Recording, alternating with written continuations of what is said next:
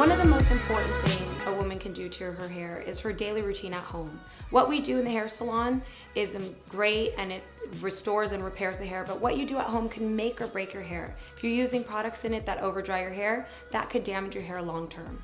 One of my favorite products is our healing conditioner. I love it because it's lightweight. You have fullness. You don't want to weigh it down with a heavy conditioner, but you want all those rich ingredients to still give you the vitality and the lipids and all the wonderful nutrients that conditioners have. So that's why we created healing conditioner. It's rich in all those nutrients. It's got the botanical oils in there. It's got marigold oil for UV protection, but yet it's still nice and lightweight. The way I would apply it for best results is just put 1 to 2 quarters in your hand and then work it through the ends nice and gently.